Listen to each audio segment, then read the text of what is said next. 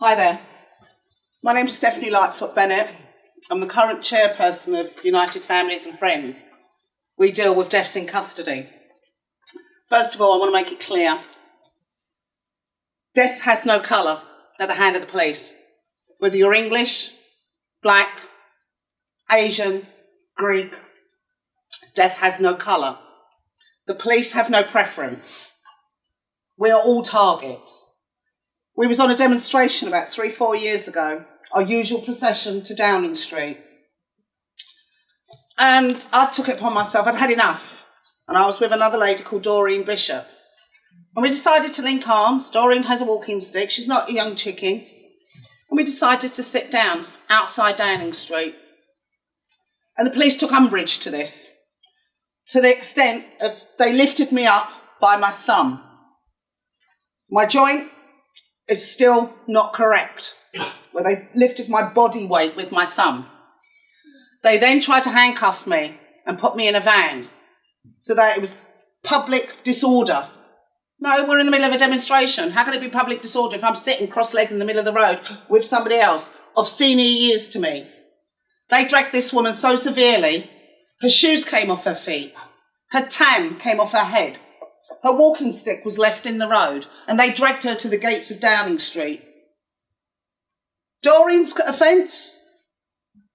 Wanted to know how her son died. My offence? Wanted to know how my twin died. The other 200 families also wanted to know how their loved ones died. But we was at the brunt end of the police. In the 15, 16 years that we have done this demonstration, it has been a march from Trafalgar Square to Downing Street. Silent. We wear black as a mark of respect. But once we get to Downing Street gates, we let the floodgates open. Families will speak their stories. They will tell you of the brutality that they've gone through. I ended up getting charged, breach, until they saw the damage to my hand. When I had to give a statement, the officer turned around and said, I said, but what did I do? All I did was sit in the middle of the road, because they tried to pick me up with my arms like this and they couldn't do it. So the only way was to grab my thumb and pick me up. So when I made a complaint about it, the charges got dropped. For the simple reason is, apparently, out of all the commotion that was taking place outside Downing Street, somebody saw me in the helicopter. Mouth or say to the WPC who was there, you fucking bitch. And when I asked him, anybody who knows me, I'm not a swearer. I might say pissy ill, but I'm not a swearer personified in that respect. So for me to be calling another person, you fucking bitch, was a barefaced lie. And when they realised that there was witnesses, there was no charge. But this is where we're at the moment. Everybody is a target, regardless. In the workshop just now, I have a saying. Every man has an equal right to live.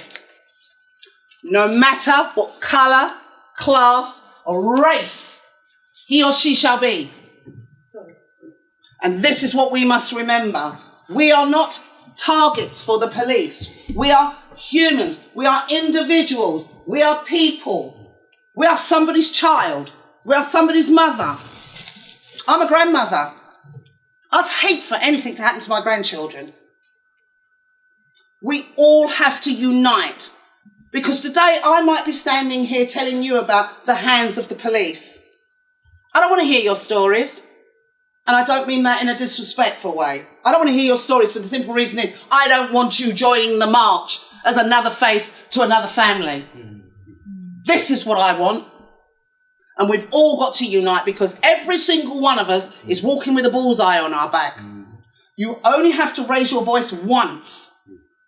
And that is enough to be picked on, to be brutalised, to be beaten.